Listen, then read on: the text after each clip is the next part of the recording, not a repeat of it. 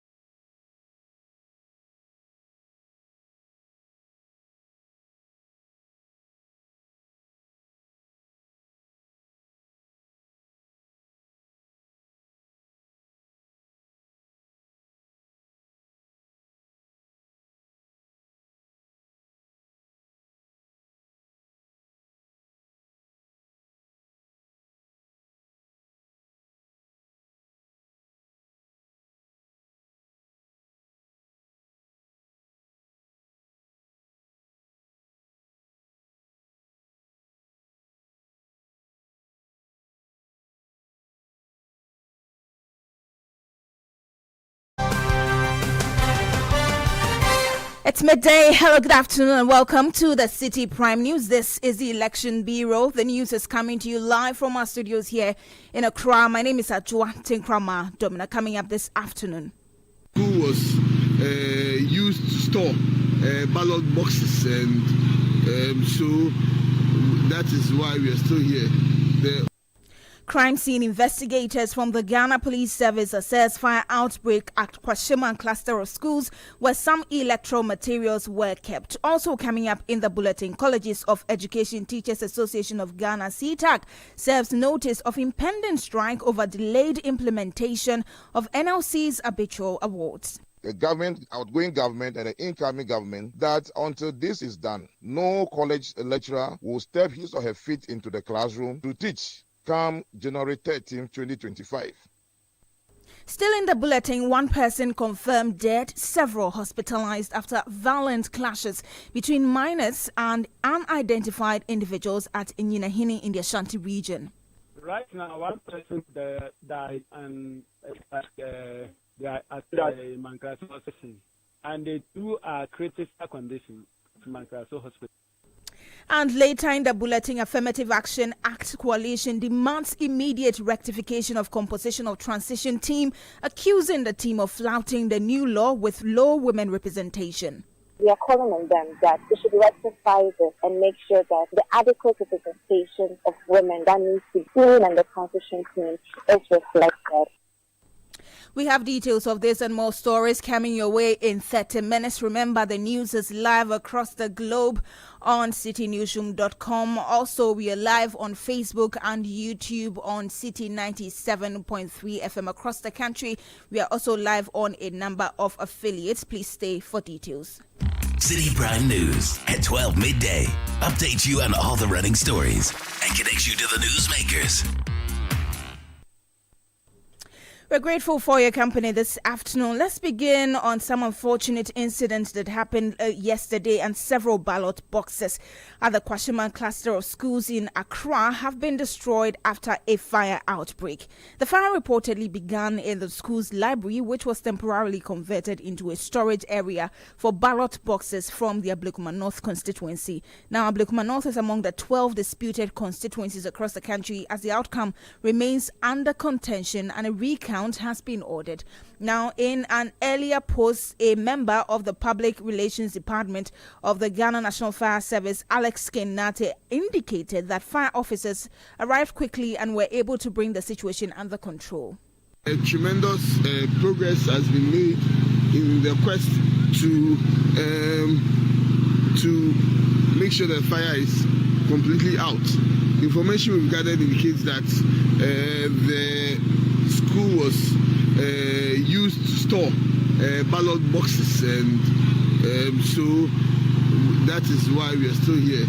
The operations commander, Dio Wun Kote, is here at the scene, and as can be seen, the flames we had seen earlier has really subsided. And if you can see the water up there, the officers are trying their best to fight the fire at the roof to prevent the fire from reigniting or spreading.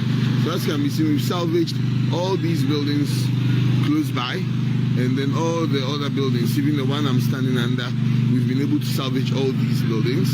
So the affected building is just this one, and we are working hard to make sure that the fire does not reignite or spread to other parts of the building. So that's Alex Kenate. He's a member of the Public Affairs Department of the Ghana National Fire Service. We understand that this afternoon, the crime scene officers from the Criminal Investigations Department of the Ghana Police Service have arrived at the scene to conduct more assessments. I'm joined by my colleague Jerry Fifi Annan, who is there for us. Jeffrey, good afternoon. Thank you for your time. What has the crime scene officers been up to since they got there? Hello, Jeffrey.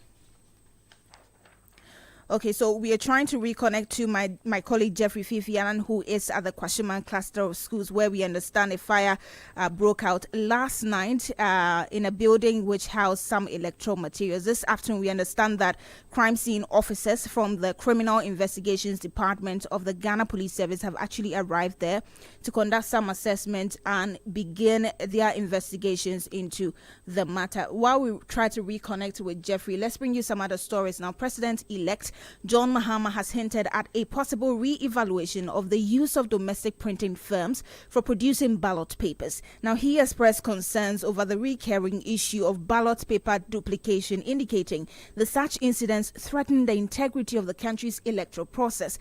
John Mahama suggested that outsourcing ballot printing to foreign firms may need to be considered to safeguard the credibility of future elections.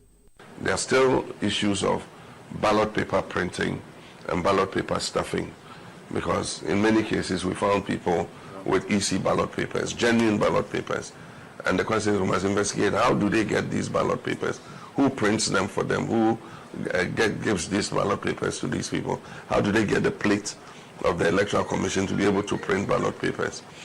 We believe in local capacity to print, but if we're going to print and always have a situation where duplicates of the ballot papers leak and give the people the opportunity to stuff the ballot, then we might look at printing those ballot papers outside and bringing them. So until we solve that, the security printers must come together and make sure that if they don't want to lose business, then this thing must stop.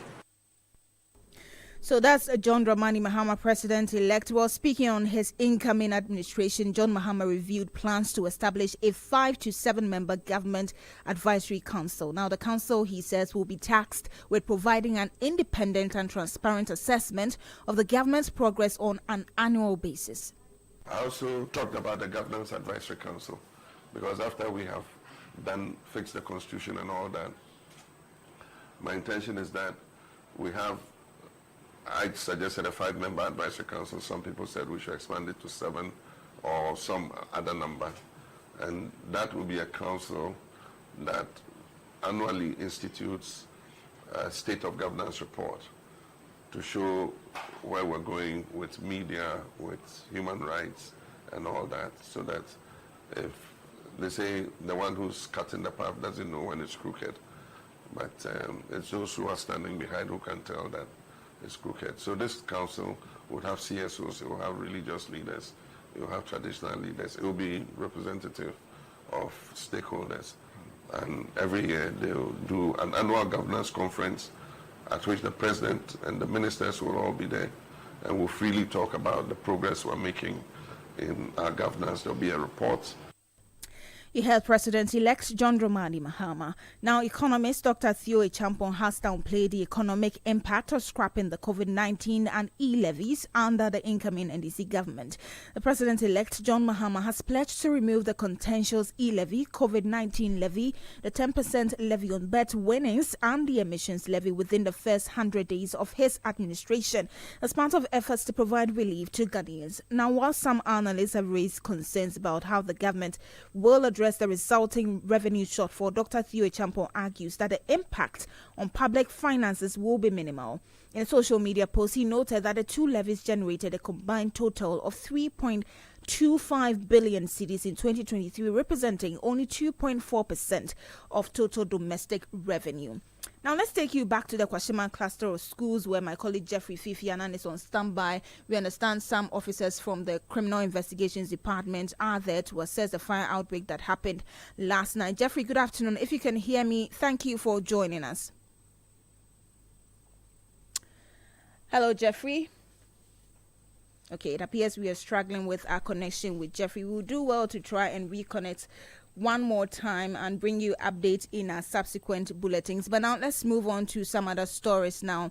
The Colleges of Education Teachers Association of Ghana, CITAC, has warned of a resumption of its industrial action by January 13 if the government fails to implement its staff migration and all year-round work compensation as part of the National Labour Commission, the NLC's arbitral awards. Now, according to CITAC, since the suspension of its strike 4 months ago, only 4 colleges out of the 46 have been fully paid their all-year-round compensation. Speaking to City News, the national president of CITAC, Maxwell Bunu, accused the government of deliberately denying members of their legitimate compulsory arbitration awards for no justifiable reasons.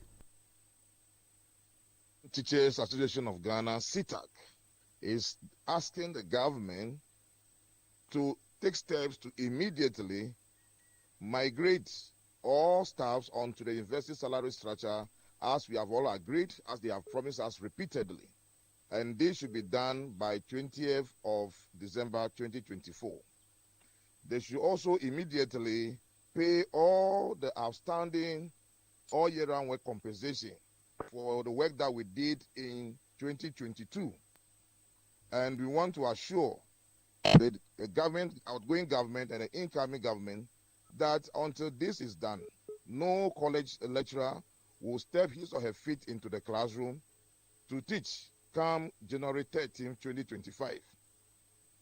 So these two governments, the outgoing and incoming, should collaborate and get this done for the college teacher.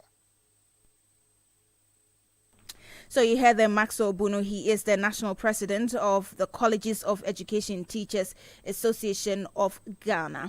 Away from that now, campaign manager for the John Mahama campaign team, Professor Joshua Alabi, has credited the National Democratic Congress, the NDC strategic efforts for the reduced voter turnout in the Ashanti region during the 2024 general elections. Now, before the elections, the NDC held 4 parliamentary seats while the New Patriotic Party controlled 42. However, the NPP lost 4 additional seats to the NDC in the region. Speaking with Bernard Avler on the Point of View on Channel 1 TV, Professor Alabi attributed this decline in voter turnout and the NPP's parliamentary losses to the NDC's diligent campaign efforts.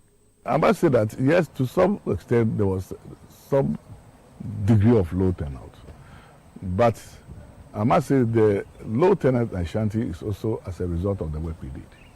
Because in 2020, when the whole national average was around, let's say, 70% or so, I've forgotten the figure, Ashanti was around the 90s, you see. So you could see the gap, highly unrealistic. So what can we do to get the real voters to come and vote and maybe block whatever maybe they might have been putting in. So yes, that was blocked in addition to the low turnout, and that's all good is. Across the whole country, yes, there might be some low turnout, but in Ashanti, the percent you've seen is also as a result of the work we did. Yeah. You said when you saw your 2020 performance, you knew you win 2024. Yeah. There was a school of thought that bringing a former president wasn't the best idea. And I'm sure people may have whispered to you that maybe for 2024, you needed a new candidate. Yeah. Why were you sure that repeating Mahama was the right idea? I was his campaign manager for the 2020, and I knew exactly how he worked.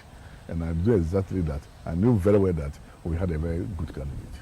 So for me, I wasn't with that school of thought. I believe strongly that with President Mahama, and knowing very well that if he presents himself for the primaries to win, I knew that we were going to win the election. Yeah. So you heard Professor Joshua Alabi, he's campaign manager for the John Mahama campaign team. He was speaking to Bernard Avle on The Point of View on Channel 1 TV.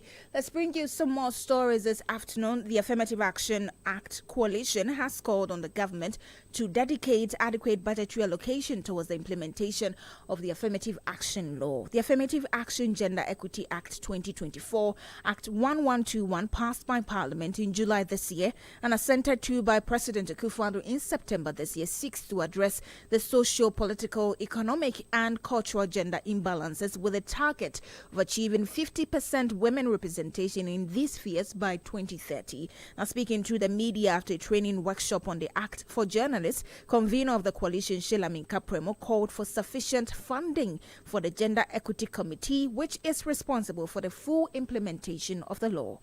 So the body within the law which is going to be responsible for implementation is the Gender Equity Committee. They need resources. They need resources to be set up. They need resources to come up with a plan of action. They need resources to come up with, to get the baseline data on where every institution is so that they can measure it later on to see whether they are complying. They need resources to do outreach programs. They need resources, resources in monitoring and evaluation.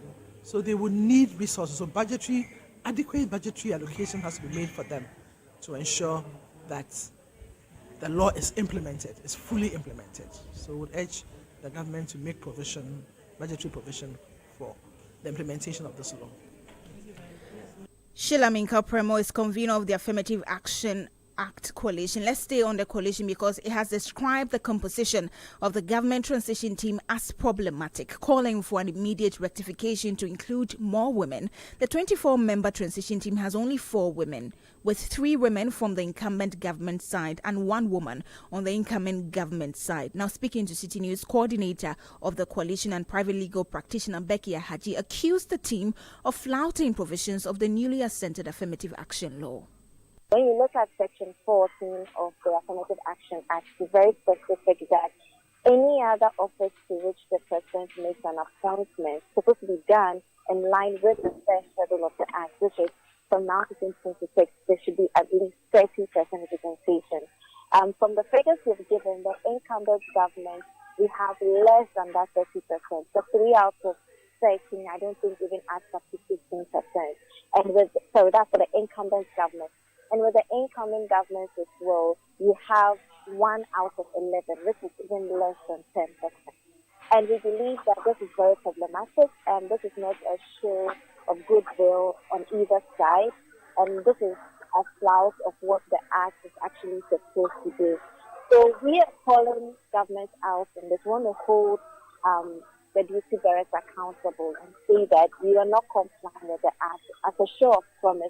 If really we want to implement it, start the transition team, which is an opener to what we want to see happen. And so we are calling on them that they should rectify this and make sure that the adequate representation of women that needs to be seen in the transition team is reflected on both sides. Meanwhile, the coalition says it is keenly watching and expecting full compliance with the law in the appointment by the President-elect John Dramani Mahama in his next government. When it comes to the appointment powers of the President, be it the ministerial appointments, the Council of State, the independent constitutional bodies, the ambassadorial appointments, any appointment power to the President, the board of the independent constitutional bodies and state institutions, the district assemblies and the local governments, the appointment of MPs and all. For any appointments of the president, we are keenly watching. We want to see the 30% of women representation in there. We are keenly watching and we hold them accountable. So we hope and we are hoping that the goodwill the people of Ghana have put in the incoming government, that they are going to be they're going to comply with the laws that have been set. We are hoping that it will be done.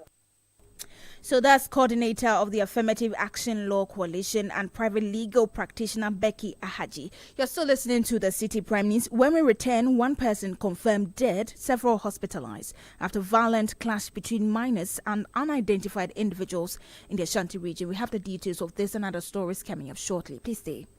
Citi Prime News at 12 midday. Update you on all the running stories and connects you to the newsmakers. Channel 1 TV is live on DSTV, GoTV, and HD+. On DSTV, find us on Channel 363. On GoTV, we're on Channel 117. And on HD+, get us on Channel 108. On a digital TV, run a new search. But take note that without an antenna, you cannot access Channel 1 TV. Channel 1 TV can be accessed on any free-to-air digital box, like the DSTV and HD+ boxes. Channel 1 TV, telling your story, empowering change. Citi Prime News at 12 midday. Update you on all the running stories and connects you to the newsmakers. You're welcome back to the bulletin. Thank you for staying with us. Let's bring you some more stories. Now, one person has been confirmed dead and 6 others hospitalized following a violent clash between minors and unidentified individuals at Nyinahini Kasotie in the Chimamponwa district of the Ashanti region. Now, Assembly member for the Chichere electoral area, Samuel Ayene, explained that on Monday, a group of armed young men arrived at a local mining site demanding gold deposits and attempting to seize control of operations. Now, the intruders reportedly tampered with an excavator's control board and insisted on taking the gold. Now, the miners alerted community members, leading to a violent confrontation that resulted in gunshots, 1 death and several injuries. Enraged community members set fire to the intruders' pickup vehicles, and 2 suspects are currently in police custody at the Nyinahini police station as investigations continue. Now, the assembly member has been speaking to Citi News, confirming the calm has since been restored to the area. Right now, 1 person died and they are at the Mankraso hospital, and the 2 are critical condition to Mankraso hospital because the bullets have attacked them. So for that reason, most of them are strangers, and there are many pigs in the town. So maybe someone ran to a place and he did not return, or she did not. I can't best tell the number of people that are now. So the guys are saying, I have a certain land guys here, so I told them to go around to the town, to the villages, or the forest land, to see where they are mining. If there is any person there, that's where I'm still waiting to see how it will go. They have arrested 2 people. The guy, there is a certain driver who was coming with, he came with them. So when the shooting started, the community guys also go to them like they are going to beat them. So when that happens, they decided to run away. So they left only the driver, and the community also lost him and even used a cutlass on him. So for now, he's not also at good condition. He's at Mankraso Hospital. So we are still waiting to see how best they are, but only 1 person of them has won. So that's Samuel Ayene. He's assembly member for the Chichere electoral area in the Chimamponwa district of the Ashanti region. From the Ashanti region, let's come to the eastern region now, where the Osino District Court in the Fantiakwa South District of the region has granted bail to 15 supporters of the National Democratic Congress, the NDC, for their alleged involvement in the burning of the Electoral Commission's office at a Suboy in the Ayensuano constituency last week. Now, the incident followed protests by a group known as Ayensuano Concerned Youth over the declaration of Ida Joy Siedu as the Member of Parliament elect for the constituency. Now, presiding judge, His Worship Salifu Bugri Ayagiba, granted each person bail of 20,000 Ghana cedis with a surety. The accused are to reappear in court on January 14, 2024. Meanwhile, Director of Legal Affairs for the NDC in the Eastern Region, Isaac Mintalabi, is representing the accused person. He has been speaking to the media. The police are alleging that NDC members have destroyed the Electoral Commission office at Ayensu. We appeared in court today regarding this case, and by the grace of God, we have been granted bail. The next hearing is January 14, 2025. The police are still investigating the matter, but the court has granted bail requiring the accused to report to the Regional Police Command. An accusation does not equate to guilt. It is evidence that will determine the outcome.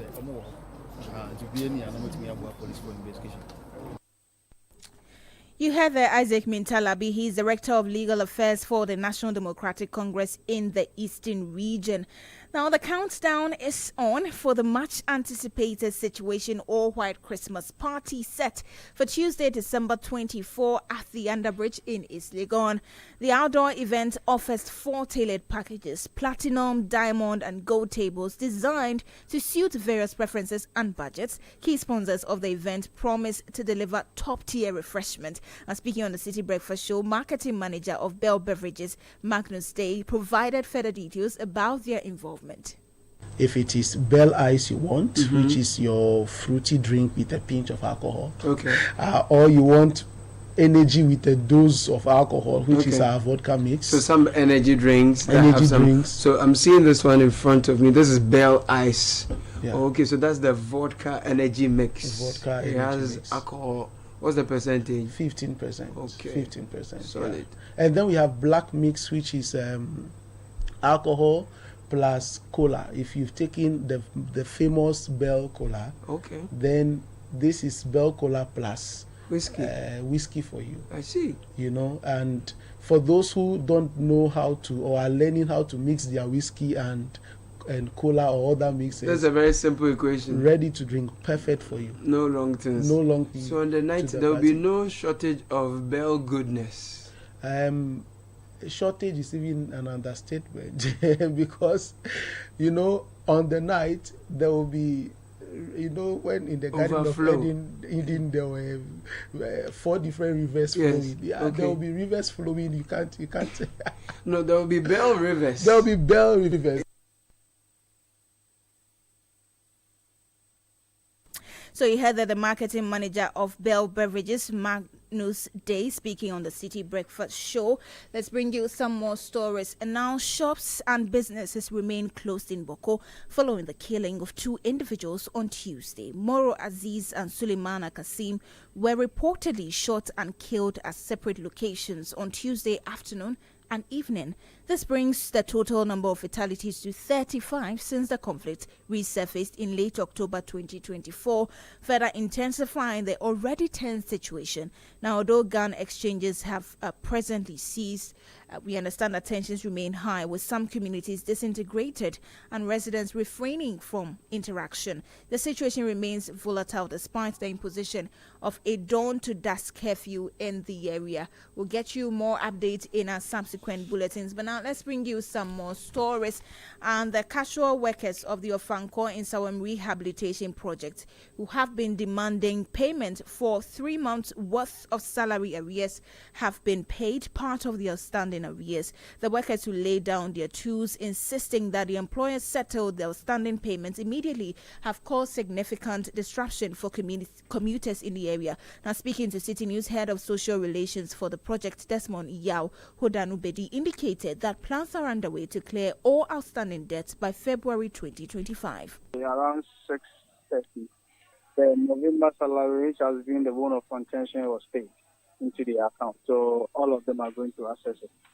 Now, December, we are supposed to close the time cards for December around 21st.